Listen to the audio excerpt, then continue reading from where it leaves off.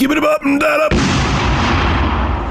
What's going on, everybody? I am in my makeshift, very budget studio right now. This is my office, and the walls look like a mixture of turds and coffee. Oh. Isn't that delicious? I've had this for quite a while, but you guys know what I've been up to. We are taking a look at the GPD Pocket. This was sent over to me by gearbest.com. I'll have some links in the description, but for full transparency, I'm not being paid for this video. Even if you click the links below in the description, they're not even affiliate links. I don't get a kickback from that. And no one is looking at this video and reviewing it before I upload it. I just get to give my honest opinions on this, and that's it. I was sent a sample, nothing more than that. So this is a full-fledged Windows 64-bit laptop. Actually, on Indiegogo, they had a campaign for this, and it got over $3.5 million. So there's a lot of interest in this product. Now, I'm gonna say this isn't for everybody. I'm gonna go over it first, talk about its features, talk about its specifications, but this isn't something that you're gonna send your kids away to college with, unless you're a cruel parent.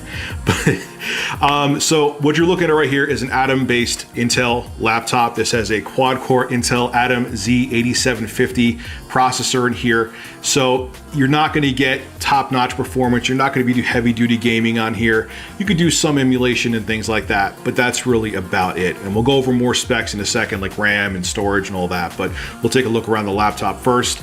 As you see, you would swear when you looked at this, if there was an Apple logo here, you wouldn't think twice about it. This looks like an Apple product. And yes, it is actual aluminum on here. It is not plastic all the way around.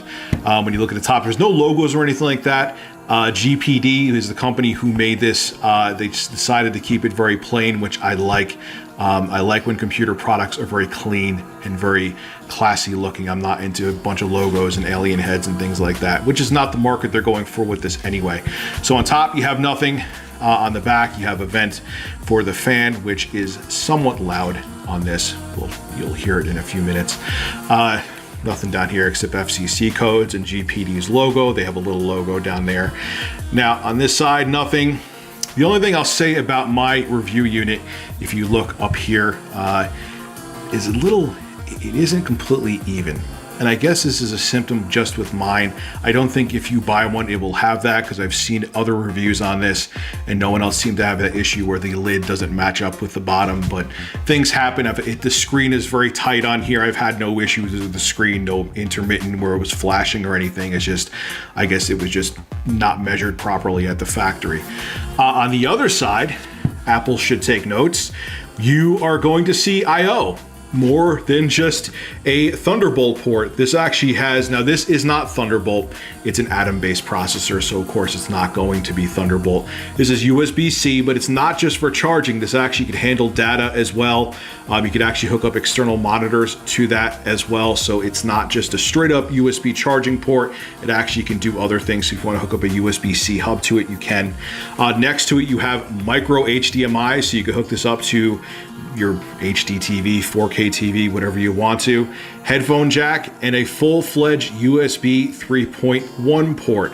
Again, Apple, if this company, who is a very small company out of China, could fit all these ports onto here, why can't you?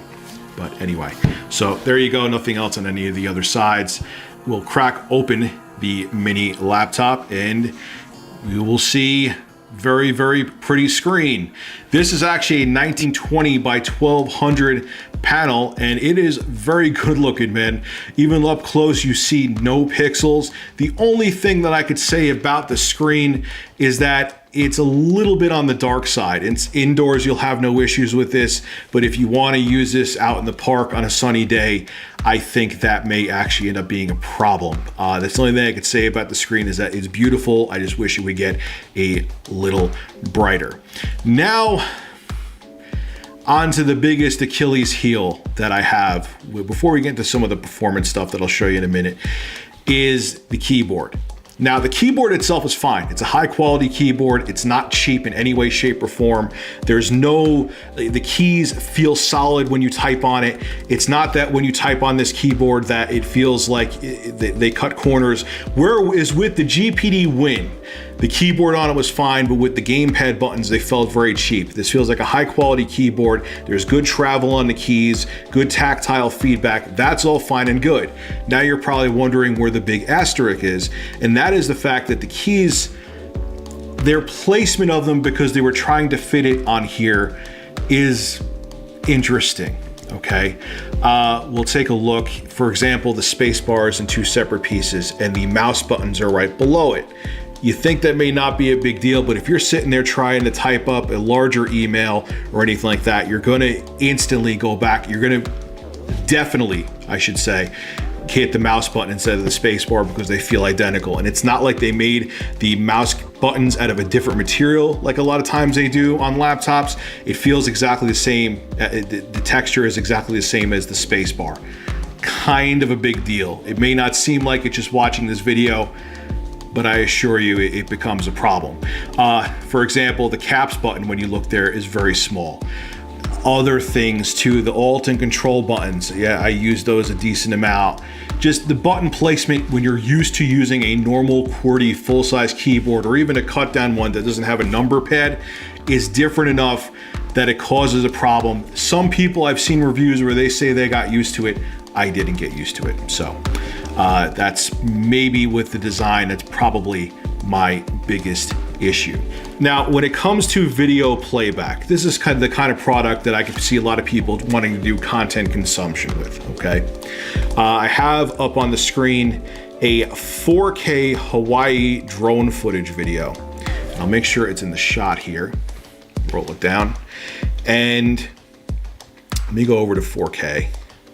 We got some of the video buffered on YouTube, and you will see, lower the volume a little bit. As you're taking a look, you're seeing here, now the video is buffered. There's some, it's not that it's an internet issue, but this just doesn't have the horsepower to play a 4K video over YouTube. You have to remember, even though this is a quad-core Atom processor, it's still a low-power Atom processor. You're not gonna have the same capabilities even you have with like a dual-core budget Pentium full-size laptop. You know, it's meant to not take up a lot of power. The battery life on this thing, I would say, is very good. It's about 8 to 10 hours. Even if you're doing a decent amount of video viewing, you're still gonna get a decent battery life on this. But as you see, this thing just can't cut it with 4K. One thing it can do, I've noticed pretty well with virtually no stuttering, it can do 1440p, which again, for a laptop with an Intel Atom processor, this does have 8 gigs of RAM. Okay, another thing I want to mention too before I forget, it has 128 gigs of internal storage, which is pretty nice because usually these Atom-based laptops, I know Asus makes ones with only 32 gigabytes, so you have a good amount of storage in there. But again, you know, this is pretty impressive that it's playing 1440p video with, as you see, no stuttering. So you're not going to get 4K playback on here, but honestly on a screen this small, even at 1080p, you're not really going to notice the difference between 1080p and 4K. Okay, now I know I mentioned the specs in passing before, but I just want to bring them up again so you fully understand what this laptop is packing and what it's capable of.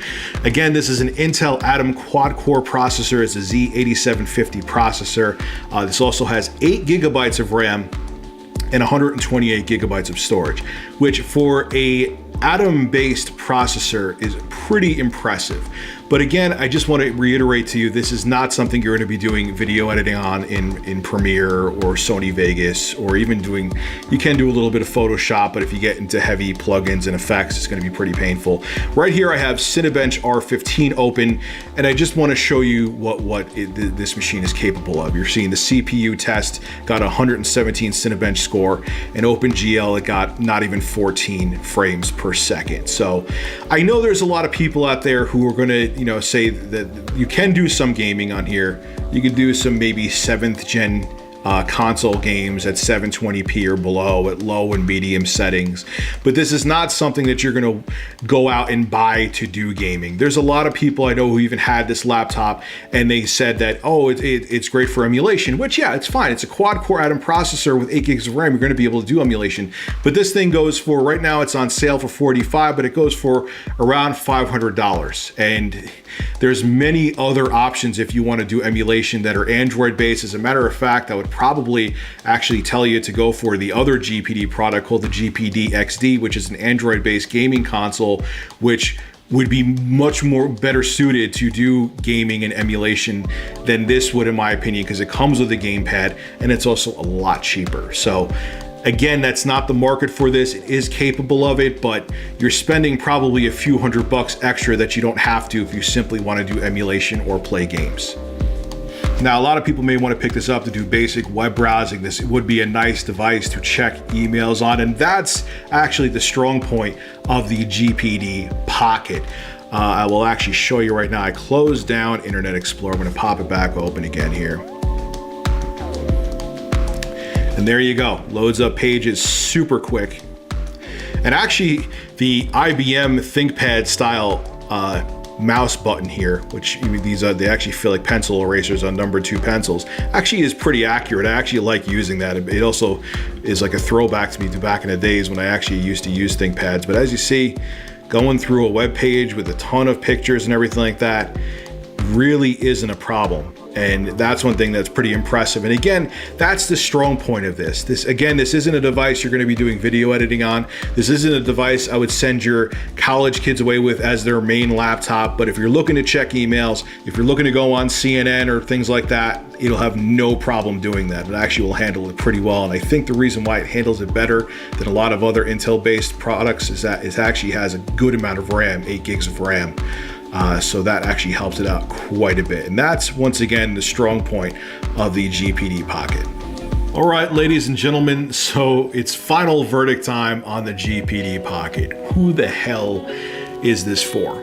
Now, the positives about this first, it's exactly what GPD said it was going to be. It is a little full-fledged laptop you put in your pocket. It runs the full-fat version of Windows 10. You can even run Linux on it too. That's what their Indiegogo campaign that got over $3.5 million said in it. So it does exactly what they said it was going to do. That was one of the biggest beefs I had when they had the GPD Win, which was their other full-fledged Atom-based little laptop, is that they were making that like it was a gaming PC in your pocket. And okay, you could play some 7th gen like Xbox 360 PS3 games that were ported over to PC, maybe at 720p on low settings or medium settings. Like I played the original Dead Space on that at 720p natively, which was kind of impressive, but it wasn't a gaming PC. And my other issue was with that was some of the build quality, like the gamepad. The keyboard itself actually felt like a BlackBerry, which is a compliment, but the gamepad felt kind of cheap and it felt like it was an afterthought. It felt unfinished and it felt like they were making it out to be more than it really was. This, on the other hand, it's doing exactly what they said it was going to do. The build quality on this thing is phenomenal. It does actually feel like an Apple product, minus the fact my screen's a little bit uneven. I don't know if you can see that. But my big question with this is, as much as I like it and as much as GPD really told people what it's about, I wouldn't buy this for a college kid. It's too small. I can't picture a college kid on this keyboard typing up a big report that they have to type up. It's like 30 pages. I wouldn't, buy this for gaming. Sure, it has the quad-core Intel Atom processor in there, but there are many other devices that you can buy that are far cheaper. As a matter of fact, from the same company, Gamepad Digital or GPD, they have the GPD XD, which is Android-based, which is a few $100s cheaper than this and is much more well-suited with a gamepad and everything built right into it for playing emulation and Android games, so on and so forth. So who I really see this for is someone who, like my father, who is an audio engineer. He actually has the GPD Win. It has a USB 3 socket on there, and he plugs in a USB audio codec that he does stuff for work. I could see that working out, and that would be a good application for this. Or maybe if you work in the financial district in Manhattan and you have to have access to full fat applications that only work on Windows and you don't want the cut down version for iOS or Android.